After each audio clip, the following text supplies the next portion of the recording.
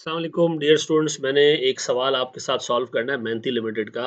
काफ़ी सारे बच्चों ने मुझे उस पे ग्रुप्स पे कहा कि आप ये सॉल्व करा दें। सवाल है आसान, आई डोंट नो इतना मुश्किल आप लोग क्यों फेस हो रही थी इसके अंदर। इस सवाल में एक यूनिक चीज़ है, उसने फिजिकल स्टॉक को बुक के स्टॉक से रिकनसाइल करने का रिक्वायरमेंट भी मांगा है। ठीक है, इन्हीं आपको ये कहा गया है कि जी हमारे पास कुछ स्टॉक ऐसा है जो हमारी बुक्स में रिकॉर्डेड है, और फिर सर साल के एंड पे चूंकि कंपनी को फिजिकल स्टॉक टेक करना पड़ता है, फिर दोनों का एंड में रिकनसाइल करना पड़ता है कि दोनों में डिफरेंस क्यों आ रहा है। मिसाल के तौर पर बुक्स में हमारे पास स्टॉक आ रहा होगा 50 यूनिट्स का, फिजिकली जब हमने जाके गिना तो 70 यूनिट का आ रहा था। तो इसमें आखिर डिस्क्रिपेंसी क्यों है, क्या रीजन है इसका, तो उसको रिकनसाइल करते हैं हम बैठ के। ये रिकनसिलेशन एग्जामिनर ने मांगी है इसके अंदर। ठीक है, एक तो बुक्स का स्टॉक बनाना है आपको, दो ऑब्जेक्टिव्स हैं आपके। ठीक है जी, एक आपको नंबर वन आपको जो है वो calculation of stock in books. ठीक है जी, बुक्स में जो स्टॉक है वो आपने कैलकुलेट करना है। दूसरा रिकनसाइल विद फिजिकल स्टॉक। ठीक है जी, चलें ऐसे सबसे पहले हम बुक्स का स्टॉक में कैलकुलेट करने की कोशिश करें कि एज पर बुक्स कितना है। ठीक है जी, मैं इसको रीड करना शुरू करता हूँ। जनाब कह रहा है मेहनती limited produces and markets a single product V. ये वी जो है वो कंपनी का फिनिश प्रोडक्ट है। ये वी कंपनी का फिनिश प्रोडक्ट है। ठीक है, अच्छा फिर वो कह रहा है जनाब two chemicals B and G are used in the ratio 60-40 for producing 1 liter of V। ठीक है जी, हमारे पास दो रॉ मटेरियल है। इसका मतलब है मार्केट से जो चीज परचेज करते होंगे वो रॉ मटेरियल है। ML follows perpetual inventory system, यानी हर ट्रांजैक्शन पे आपको इन्वेंट्री रिकॉर्ड को अपडेट करना है, and uses weighted average method for inventory valuation. ठीक है, the purpose the purchase and issue of B and G for May 2003 are as under. ठीक है, अब आओ जरा स्टार्ट करना शुरू करते हैं। सबसे पहला पॉइंट इसके अंदर पढ़ते हैं। Opening inventory of B and G was 1000 litre at 50, ये बी का है। और जी जो है वो जो दूसरा रॉ मटेरियल है 500 केजी है, 500 लीटर है, 115 रुपए पर लीटर रिस्पेक्टिवली। एक काम करते हैं, दोनों को अलग अलग लेके चलते हैं। मैं सबसे पहले बी को लेके चल रहा हूँ। ठीक है, अच्छा मैं value of stock as per books. ठीक है जी, और हमारे पास ये है कौन सा, बी। ठीक है सर, हमारे पास डेट है, सर हमारे पास ट्रांजैक्शन है, यानी नेचर ऑफ ट्रांजैक्शन क्या है सर, क्वांटिटी, रेट और अमाउंट। ठीक है जी, तो मैं काम कर रहा हूं, मैं इसको थोड़ा सा ऐसे खोल देता हूं ताकि मुझे लिखने की जगह मिल जाए, और रेट को ले लेता हूं मैं कॉमा में। ठीक है, अच्छा जी, सबसे पहले मेरे पास पहली मई को ओपनिंग बैलेंस पड़ा हुआ है। ठीक है जी, ओपनिंग बैलेंस मेरे बच्चों मेरे पास पड़ा है 1000 लीटर्स। ठीक है जी, 1000 लीटर मेरे पास पड़ा हुआ है सर। ठीक है जी, और ये किस रेट का है, ये 50 रुपए का। ठीक है, तो 1000 लीटर 50 रुपए का। ठीक है जी, वैल्यू में ये बनता है सर मेरे पास 50,000 रुपए का स्टॉक। डन, अच्छा जी, फिर 1 मई के बाद इसमें जो ट्रांजैक्शन आ रही है वो आ रही है 5 मई को, 560 लीटर आपने इशू किए हैं। ठीक है जी, ये देख लें इशू किए हैं आपने। ठीक है जी, अच्छे तरीके से इसको देख लीजिएगा। इशू करने का मतलब है आपने ये उसको जो हमारा प्रोडक्शन डिपार्टमेंट है उसको इशू किए हैं सर 5 मई को इशुएंस। ठीक है जी, कितने जी, 560। अच्छा, रेट वेटेड एवरेज है तो ऊपर वाले ही ले लेंगे हम। ठीक है जी, जो हमारा करंट रेट चल रहा है सर। ये करने के बाद मेरे पास 440 यूनिट का स्टॉक बच गया जिसकी वैल्यू 22,000 रुपए है, और सर वैल्यूएशन टर्म्स में बनता है 50 रुपए के हिसाब से। ये बैलेंस बच गया 5 मई की ट्रांजेक्शन के बाद। फिर 9 मई को फिर 100 यूनिट इशू हुए, तो मैं काम करता हूँ उसको कॉपी कर लेता हूँ, इसी ट्रांजेक्शन को यहाँ डेट कर देता हूँ 9 में। ठीक है, इशुएंस ये भी है, 300 यूनिट है, रेट वही 50 रुपए का है सर। अब मेरे पास 140 यूनिट बच गए। ठीक है जी, 9 मई को पोजीशन ये बची हुई 140 यूनिट मेरे पास बच गए बी के, जिनका रेट 50 रुपए पर यूनिट है और 7,000 रुपए वैल्यू है इसकी। फिर हमने 420 यूनिट परचेज किए 52 रुपए में 12 तारीख को। तो 12 में परचेज किए हमने 420 यूनिट, कितने में जी, 52 रुपए में टोटल। अब बताया मेरे पास दो किस्म का स्टॉक आ गया, 140 यूनिट 50 वाले हैं, 420 52 वाले हैं। मुझे बताओ सर, टोटल 560 यूनिट 28,840 के हैं। वेटेड एवरेज रेट हो गया 51.5। ठीक है जी। अब बताएं सर मेरे पास इसके बाद, इस परचेज के बाद फिर 250 की इशुएंस और 500 का परचेज। तो मैं यहाँ ले रहा हूँ सर, दोनों को ऐसे उठा के साथ ले लेता हूँ ताकि मेरे पास ये दोनों ट्रांजेक्शन आ जाए। एक मेरे पास एक मेरे पास आ रहा है सर 218 में की। एक्सेल में ये फायदा है सर, कितनी 250 इशुएंस है। और सर फिर हमारे पास जो है वो 18 मई के बाद 24 मई को 500 की परचेज है। और ये कितने वाली है भैया, ये 55 वाली है। इससे सर मेरा वेटेड एवरेज रेट 53.66 हो गया। डन। इसी तरह मेरे पास सर 31 तारीख को फिर 500 की इशुएंस है। 31 मई को फिर इशुएंस है 500 की। ठीक है जी। और सर वेटेड एवरेज रेट मैं यही ले लूंगा। याद रखिएगा वेटेड एवरेज रेट चेंज हो जाता है हर परचेजेस के ऊपर। ठीक है जी। लेकिन याद रखिएगा कि इशुएंस के ऊपर हम वेटेड एवरेज रेट जो चल रहा होता है उसी को इस्तेमाल करते हैं। ठीक है। ये मेरे पास आ गया सर 310 का स्टॉक, ऊपर के डाटा से नीचे के एडजस्टमेंट पड़े बगैर। ठीक है जी। अच्छा, एक बड़ी जबरदस्त बात यह है कि जी में भी इन्हीं डेट्स पे ट्रांजैक्शन है, इन्हीं डेट्स पे, सेम इन्हीं डेट्स पे ट्रांजैक्शन है। ठीक है जी। और सर जब इसके बाद इशुएंस है तो इसके पास भी इशुएंस है। ठीक है जी। जब इसके बाद इशुएंस है तो सर इसके पास भी इशुएंस है। ठीक है जी। जब इसके पास परचेज है सर तो इसके पास भी परचेज है। तो सर जब इसके बाद इशुएंस है तो सर इसके पास भी इशुएंस है। तो सर जब इसके पास परचेज है तो सर इसके पास भी परचेज है। और सर जब इसके पास इशुएंस है तो सर इसके पास भी इशुएंस मौजूद है। ऐसा तो एक काम करते हैं सर, हम एक काम करते हैं सर, ये पूरा टेबल उठाते हैं। ठीक है। ये पूरा टेबल उठाते हैं और थोड़े फासले से इसको यहाँ पर टीप देते हैं। सिर्फ एक ट्रांजैक्शन है जो शुरू में हमें तंग करेगी, मैं उसके लिए जगह बना देता हूँ। ठीक है। ये जगह बना दी। फर्स्ट मेरे को बताएं इसका ओपनिंग बैलेंस कितना है जी। सर इसका ओपनिंग बैलेंस है 500 लीटर 115 वाले। ठीक है। अब बताएं ओपनिंग बैलेंस जी, बिल्कुल यहाँ आ जाए, बिल्कुल यहाँ आ जाए, छोड़ दो उसको। 500 लीटर 115 वाले। फिर एक एडिशनल ट्रांजैक्शन है इसमें सर, 450 यूनिट हमने परचेज किए 110 में 2 मई को, वो मैं यहाँ इनकॉर्पोरेट कर रहा हूँ। 2 मई परचेजेस है मेरे पास सर कितने की, 450 यूनिट की 110 वाली। ठीक है। अब बताएं सर मेरे पास वेटेड एवरेज रेट और यूनिट्स कितने हो गए। यूनिट्स हो गए मेरे पास 950, कॉस्ट हो गई मेरे पास 1,07,000, डिवाइड करूं तो मेरे पास सर 950 डिवाइडेड बाय 1,07,000,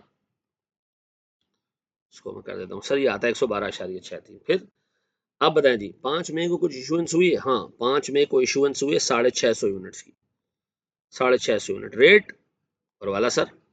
फिर एक इशुएंस हुई है मेरे बच्चों 300 यूनिट की, 300 यूनिट की इशुएंस हुई है सर, 300 यूनिट की इशुएंस हुई है सर ये रही। ठीक है जी।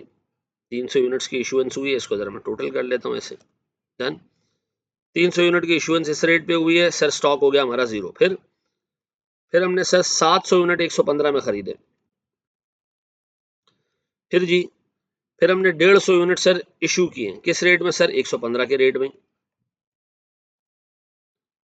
फिर हमने सर दोबारा परचेजिंग की है कितने की, 250 यूनिट की, कितने में, 124 में। इससे सर हमारा वेटेड एवरेज रेट तब्दील हो जाएगा। सर हमारे पास स्टॉक इतना हो जाएगा, यूनिट्स इतने हो जाएंगे 800 और 117 का हमारे पास हिसाब किताब आ गया सर। फिर हमने सर इशुएंस की है कितने की, अच्छा अब मेरे पास सर 450 यूनिट की इशुएंस है। और सर ये भी मेरे पास होगा 117.81 का, तो मेरे पास सर ये आ गया 350 यूनिट्स। ये मेरे पास सर दोनों स्टॉक के बैलेंसेस बच गए हैं after considering, after considering all the transactions that are mentioned above. ठीक है। ये हिसाब किताब बन रहा है सर टोटल, ऐसा है। अब बताएं सर, मैं अगर आपसे कहूं कि अब मुझे एक एक करके एडजस्टमेंट पढ़नी है और देखना है कि मुझे इसमें क्या क्या चीज़ें चेंज करनी हैं, और मुझे ये भी देखना है कि मुझे फिजिकल और जो स्टॉक है, बुक्स का स्टॉक है, उसको रिकनसाइल भी करना है।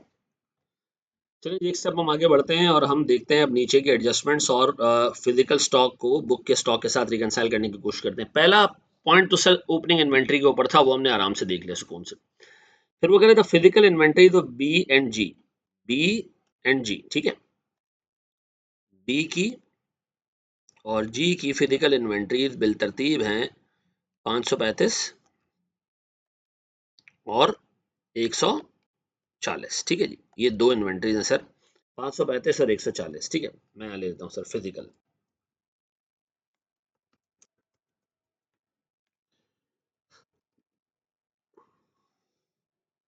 सर बी और जी, ठीक है।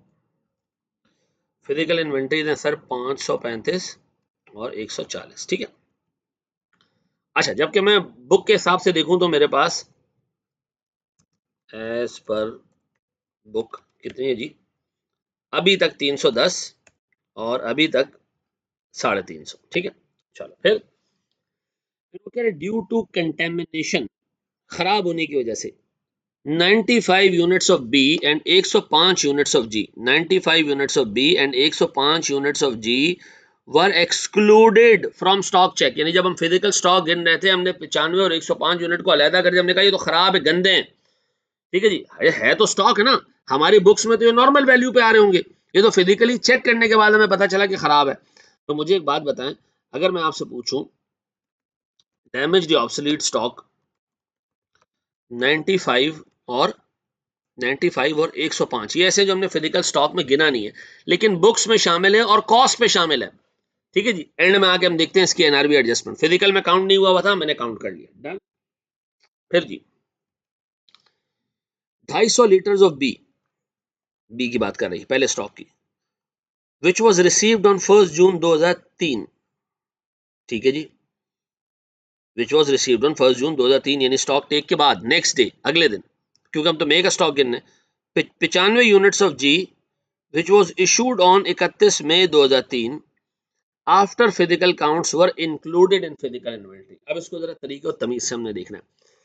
देखिए मेरे पास 250 लीटर हैं बी के, कितने, 250 लीटर बी के मेरे पास। ठीक है, जो ऐसे हैं जो मुझे रिसीव हुए हैं कब, 1 जून 2003 को। यार फिजिकली रिसीव हुए होंगे ना 2003 को, तो स्टॉक ही अगले पीरियड का है, जबकि हमारे पास ये फिजिकल इन्वेंट्री में आ रहा है, हटा दो इसको। ठीक है जी, रिसीव्ड ऑन 1 जून, 1 जून का मतलब ये सर याद रखना 31 मई तक का ऊपर स्टॉक गिन रहे हैं, ये आना ही नहीं चाहिए था 250, हमने हटा दिए, हमने हटा दिए। फिर ये कह रहे जनाब 95 units of G which was issued on 31 May 2003 after physical counts were include. अच्छा, फिजिकल काउंट के बाद हमारे पास सर 95 यूनिट निकल गए। फिजिकल काउंट हमने मिसाल के तौर पर 31 तारीख को सुबह में किया होगा, जबकि 31 तारीख की सारी ट्रांजेक्शन आनी चाहिए। 95 यूनिट ऐसे थे, 95 यूनिट्स जी के, जो स्टॉक काउंट के बाद हमने बेच दिए। अच्छा, बेचना ऐसी बेचा इसी साल में ही है, लेकिन स्टॉक काउंट सुबह में किया होगा मे बी, हम सर 95 यूनिट्स बेच गए। सर ये भी हटा दें, ये भी हटा दें यहां से, क्या नाम लूं सर इसको, स्टॉक सोल्ड आफ्टर काउंट, इसी साल का ये 95 निकल गया सर।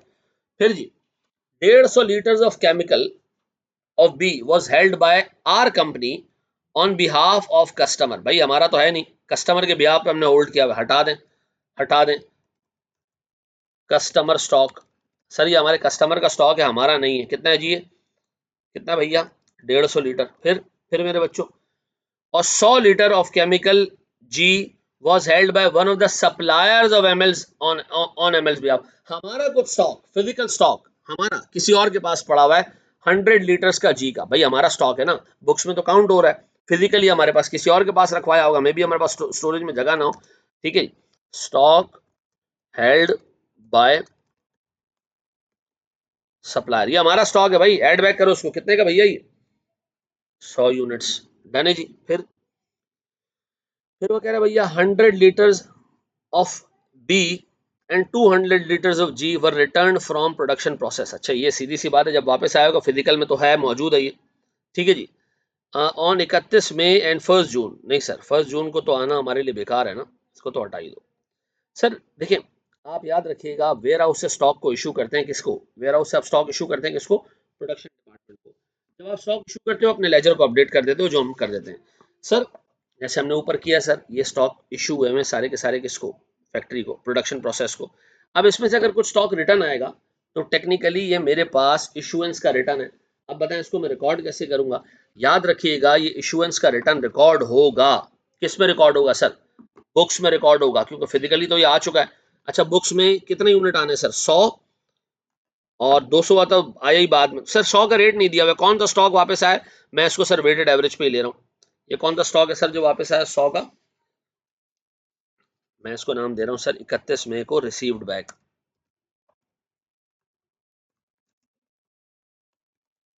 100 यूनिट्स, इसी रेट पे हम इसको वापस ले रहे हैं, हमारे पास और कोई चारा नहीं है। ठीक है सर, मेरे पास ये स्टॉक हो गया 400, ये आगे टोटल कॉस्ट और ये आगे वेटेड एवरेज कॉस्ट। ठीक है जी, फेयर एनफ जी। एक ट्रांजेक्शन इसका मतलब है मिस थी, वो हमने ले ली। फिर जी, अब एक प्रॉब्लम है। अच्छा, इसके आगे 200 लीटर वो कह रहा है यार जी में भी ऐसा हुआ है, लेकिन सर वो 1 जून को हुआ है, इस महीने की ट्रांजेक्शन नहीं हो। 240 litre of B was purchase on 12 May, 12 में को 240 लीटर परचेज हुआ था बी में। 12 में को 240 लीटर परचेज हुआ था, 12 में को, हाँ 240 लीटर नहीं, ये तो 420 लीटर परचेज हुआ है। उसने कहा भैया ये गलती से 420 रिकॉर्ड हो गया, असल में 240 है। अरे अब हम ऊपर जाके तो एडजस्टमेंट कर नहीं सकते, नीचे कर देते हैं इसको सर। 31 में मिस्टेक कितने से भैया? सर मेरे 420 यूनिट पर स्टॉक रिकॉर्ड हो चुका है, जबकि होना चाहिए था 240 पे। तो सर इसका मतलब है आप 180 यूनिट हटा दें, रेट भी वही वाला इस्तेमाल करना है, वही वाला। अब बताएं सर मेरे पास क्या हिसाब किताब आ रहा है? सर मेरे पास फिजिकल स्टॉक सॉरी बुक्स के हिसाब से स्टॉक बच रहे 230 यूनिट और वैल्यू उसकी है 12,641। ये बच गया सर 54.96। डन। अच्छा, मैं इसको यहाँ अपडेट कर देता हूँ बुक्स के हिसाब से 230। ठीक है जी। फिर अब यहाँ जो जरा सर, फिर कह रहे जी हमने 150 लीटर 12 मई को खरीदा था जी, 150 लीटर, और हमने उसको 250 लीटर काउंट कर दिया, इसका मतलब है 100 लीटर हमने यहाँ भी हटाने। मिस्टेक, मिस्टेक कितना जी? 100 लीटर। रेट, रेट कौन था सर? 12 मई वाला ही। 12 मई कौन सा सर? 12 मई का 115 का रेट। इसका मतलब है मेरे पास 250 लीटर बच गया सर 100। अब मुझे वेटेड एवरेज रेट निकालना पड़ेगा सर।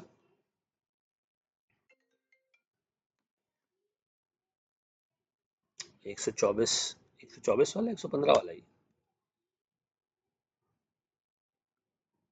अच्छा, 12 मई वाला नहीं है, 24 मई वाला है। ठीक है जी, 24 मई वाला है। तो 24 मई को क्या रेट था भैया?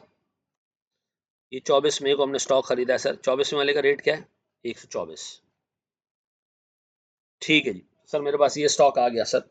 अब ये फिजिकल स्टॉक और ये बुक्स के हिसाब से स्टॉक सर, बुक्स के हिसाब से कितना हो गया ये? अब 250। अब चेक करो भाई, फिजिकल वाले का टोटल चेक करो, फिजिकल वाले का टोटल चेक करो, वो कितना आ रहा है सर? माशाल्लाह 230, माशाल्लाह 250। ठीक है जी, एज पर फिजिकल रिकॉर्ड। ठीक है जी सर, ये मैच हो गया, रिकंसिलेशन बन गई एज पर बुक्स और as per physical record match हो गया सर। अब मैंने स्टॉक की वैल्यू निकालनी है, स्टॉक वैल्यू फॉर बुक्स। ठीक है, सबसे पहले सर मेरे पास बी, पता है बी में यूनिट्स कितने हैं? 230। बी में गुड यूनिट्स कितने हैं और डैमेज कितने हैं? भाई बी के डैमेज यूनिट्स हैं मेरे पास 95, गुड यूनिट्स बैलेंसिंग फिगर होंगे सर। 230 हमारे पास बुक्स के हिसाब से आ रहे हैं, 95 उसमें डैमेज्ड है। 230 माइनस 95। अच्छा जी, अब बताएं सर, ये मेरे पास है यूनिट्स। अब मुझे बताएं सर मेरे पास कॉस्ट, एनआरवी, एप्लीकेबल और वैल्यू। सर गुड यूनिट्स की कॉस्ट हमें पता है 54.96। सर 95 वाले की भी कॉस्ट तो यही है। एनआरवी इसकी नहीं दी हुई है, गुड यूनिट्स की एनआरवी नहीं दी हुई है, तो मैं अज्यूम कर रहा हूँ ज्यादा ही होगी। ठीक है जी, डैमेज यूनिट्स की एनआरवी अलबत्ता दी हुई है। डैमेज यूनिट्स की एनआरवी कितनी है जी? कंटेमिनेटेड यूनिट्स की 20 रुपए और 50 रुपए, 20, 20 और सर 50, तो मैं यहाँ ले रहा हूँ 20। सर अब मुझे बताएं मेरे पास एप्लीकेबल, सर इन्वेंट्री को कॉस्ट पे वैल्यू करना चाहिए और NRV which ever is lower, यहाँ विच एवर इज लोअर में 20 आ रहा है सर। तो अगर मैं वैल्यू निकालूं तो सर दिस मल्टीप्लाई बाय 135, इसको मैंने कॉस्ट पे कैरी किया, इसको मैंने एनआरवी पे कैरी किया, मेरे पास सर टोटल स्टॉक बन गया 9320। ये बी का आ गया। इसी तरह मेरे बच्चों मैं बी की जगह अगला स्टॉक ले लूं किसका? सर जी का। अब बताएं यूनिट्स कितने हैं यहाँ पे सर? 250, लेकिन डैमेज यूनिट्स कितने पहले बताओ? 95 और 105। 105 डैमेज ना सर, तो 250 में से 105 आ गया डैमेज। ठीक है, सर कॉस्ट इसकी 115.34, 115.34, एनआरवी 50 रुपए सर। तो सर सीधी सी बात है, मेरे पास यहाँ एनआरवी नहीं दी हुई, मैं अज्यूम कर रहा हूँ ज़्यादा है, तो मेरे पास सर टोटल स्टॉक फॉर